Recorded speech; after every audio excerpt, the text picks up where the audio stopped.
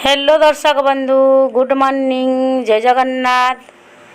आजिर motivation video को आपण मानकु समस्त को स्वागत। तो चलतु डेरी न करी वीडियोटी को स्टार्ट करिवा। नंबर 1,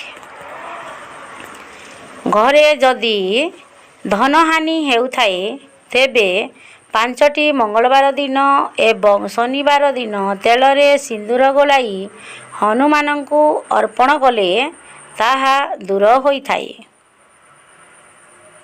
नंबर 2,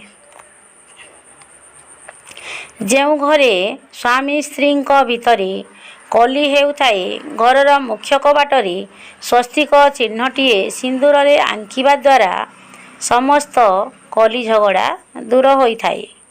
नंबर 3, सूर्य को अर्घ्य देबा बेले जलरे अल्प सिंदूर पकाई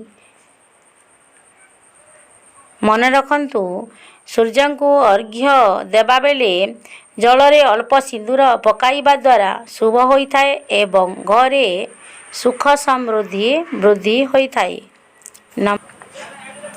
नंबर 4, मंगलवार दिन केबे भी पैसा पत्रर लेन देन करिबा उचित नुहे किंबा प्रसाधन सामग्री किनिबा उचित नुहे, एहा अशुभ होइथाए। नंबर 5, शनिवार दिन सोरिष तेल दान करिबा द्वारा एवं कुकुर को रुटी खाइबा को देबा द्वारा समस्त संकट दूर होइथाए। मने रखंतु शनिवार दिन सोरिष तेल दान करिबा द्वारा एवं कुकुर को रुटी खाइबा को देबा द्वारा समस्त संकट दूर होइथाए। नंबर 6, गोटिए काच पात्र रे किछि लुण रखी घरर जे कोनोसी कोठरी रे रखिले सकारात्मकता वृद्धि पाइथाए। नंबर 7, घरे सोरिष तेल रे लवंग पकाई दीप जालिबा द्वारा अशुभत्व दूर होइथाए एवं शुभत्व प्रकाश पाइथाए। नंबर 8, रविवार दिन गाई को रुटी खुआइबा द्वारा सूर्यदेव प्रसन्न होइथांती एवं निजर वांछित फल प्राप्त होइथाए। नंबर 9, रविवार दिन गरीब एवं असहाय व्यक्ति को साहाय्य करिबा द्वारा सूर्यदेव प्रसन्न होइथांती एवं मनस्कामना पूर्ण होइथाए। नंबर 10, रविवार दिन तेल लुण सेवन करिबा उचित नुहे एवं रविवार दिन मद मांस खाइबा अशुभ होइथाए। नंबर 11,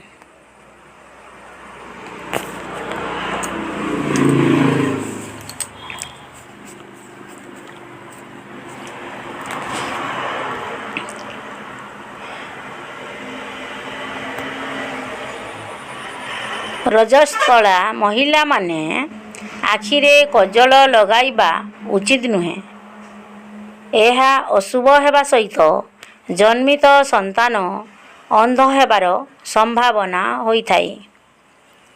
मने रखंतु रजस्वला महिला माने आखिरे कजल लगाइबा उचित नुहे, एहा अशुभ हेबा सहित जन्मित संतान अंध हेबार संभावना रहिथाए। नंबर 12, मान्यता अनुसार गंगा जल पान करिबा द्वारा निमोनिया एवं मस्तिष्क ज्वर इत्यादि रोग भल होइथाए। नंबर 13, प्रत्येक दिन घर सफा करि सारिबा परे गंगा जल सबु कोठरी रे छिंचन कले मनरे शांति आसीथाए एवं अशुभ शक्ति दूर होइथाए। नंबर 14, प्रत्येक सोमवार दिन गंगा जल रे महादेव को अभिषेक करिबा द्वारा मनस्कामना पूर्ण होइथाए। नंबर 15 घरे सबुबेले गंगाजल तंबा किंबा चांदीर पात्र उचित ଏହା ଦ୍ୱାରା सुख समृद्धि प्राप्त होइथाए। नंबर 16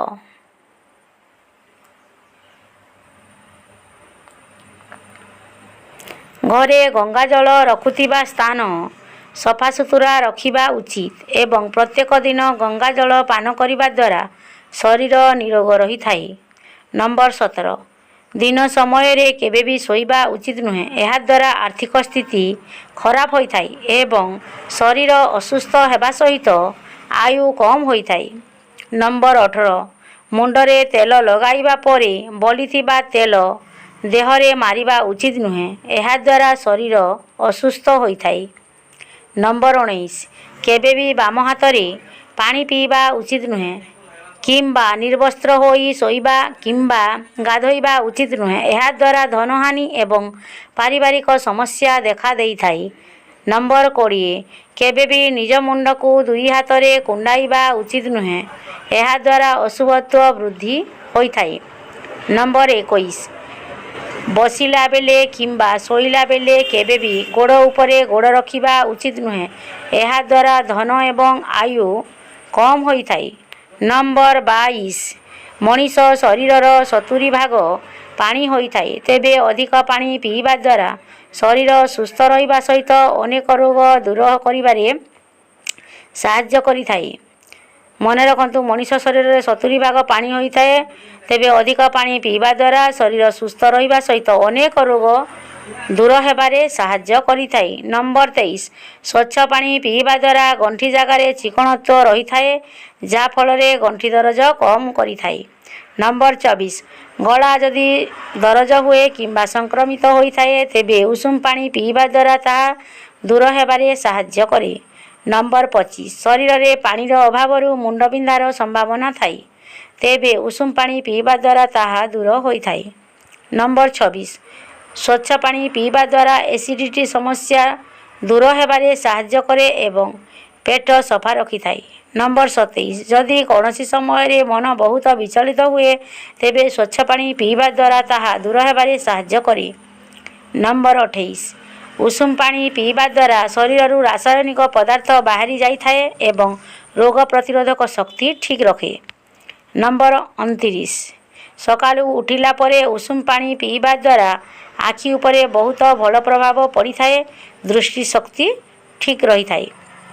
नंबर 30 जो लोक मानकर किडनी स्टोन होई थाए से माने अधिक पानी पीवा द्वारा ताहा परिस्रा रे बाहरी जिबारे साहाय्य करि थाए। नंबर 31 सोइबा पूर्वरु अध ग्लास पानी पीवा उचित ଏହା द्वारा हृदय सुस्थ रुहे एवं राति रे हृदघात समस्या कम करि थाए।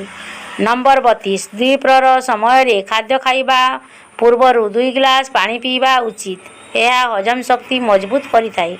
नंबर 33 सकालू गाधोइबा परे 1 ग्लास पानी पीवा उचित यह रक्तचाप नियंत्रण रखिबारे साहाय्य करि थाए।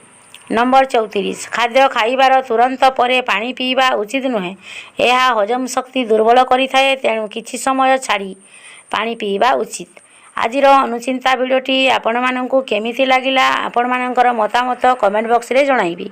भिडियोटी को अधिक मात्रा रे शेयर करंतु लाइक करंतु आउ आम चैनल रे जो माने नुआ आसी जाइछंती चैनल टी को सब्सक्राइब करी की जानतु पाखरे थिबा बेल आइकन को क्लिक करी ऑल को सिलेक्ट करी दियंतु कारण आमे जे कोनसी भी वीडियो अपलोड करिवु सर्वप्रथमे आपण माननक पाखरे नोटिफिकेशन पहुंची परिबो आउ सर्वप्रथमे आपण माने वीडियोटी को देखि परिबे तेनु करी चैनल टी को सब्सक्राइब करी की रखंतु आउ जो माने आगरु चैनल टी को सब्सक्राइब करी की रखिचंती आपण माननको बहुत बहुत धन्यवाद।